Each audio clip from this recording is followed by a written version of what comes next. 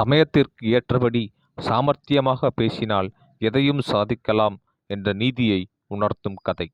குருட்சேத்திர யுத்த களத்தில் பீஷ்மரும் துரோணரும் அடுத்தடுத்து பாண்டவர்களால் வீழ்த்தப்பட்டனர். அவர்களை அடுத்து கர்ணனை சேனாதிபதியாக்கிய துரியோதனன், கர்ணா, எனக்காக போரிடும் உனக்கு எல்லாம் தர நான் கடமைப்பட்டவன். எனவே என்ன வேண்டும் கேள் என்றான். அதற்கு கர்ணன், பாண்டவர்களின் தாய் மாமனான சல்லியன் எனக்கு தேர் ஓட்ட வேண்டும் என்றான். இதை கேட்ட சல்லியன் கொதித்தெழுந்தான். ஒரு தேர் ஓட்டியின் மகனுக்கு அரசனான நான் தேர் ஓட்டுவதா? முடியவே முடியாது என கோபத்துடன் சீறினான். துரியோதனனை பார்த்து, உன்னை தவிர வேறு எவராவது என்னை இப்படி கேட்டிருந்தால் கேட்ட நாக்கை இந்நேரம் வெட்டி எறிந்திருப்பேன் என்றான்.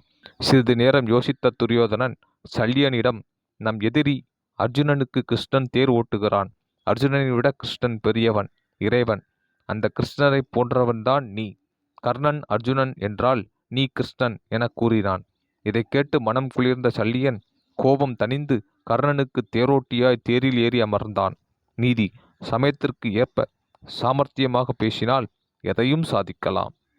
பிறர் பொருளின் மீது உரிமை கொண்டாடக்கூடாது என்பதை உணர்த்தும் கதை. ஜனகரை காண்பதற்காக ஒரு துறவி வந்தார்.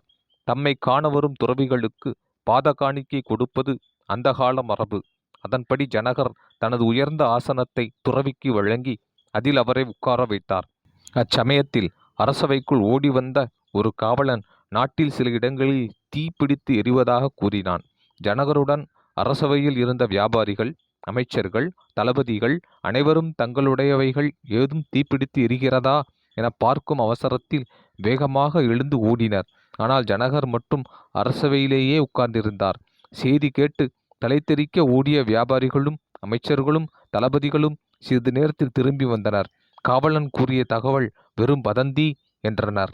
நடந்தவைகளையெல்லாம் பார்த்து கொண்டிருந்த துறவி ஜனகரை பார்த்து, இவர்களுடைய சொத்துக்கள் எல்லாம் சிறியவை, அதற்கு என்னவாகிவிட்டதோ என்ற கவலையில் எல்லோரும் ஓடினார்கள்.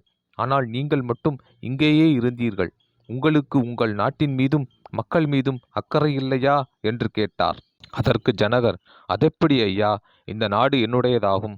அதை சிறிது நேரத்திற்கு முன் பாதக்காணிக்கையாக உங்களுக்கு தாரை வார்த்து விட்டேனே. உமக்கு சொந்தமாகிவிட்ட நாட்டையும் மக்களையும் காக்க நீங்களே ஓடாத போது ஒன்றுமில்லாத நான் ஏன் ஓட வேண்டும் என்றார். நீதி: பிறர் பொருளின் மீது உரிமை கொண்டாடாதே.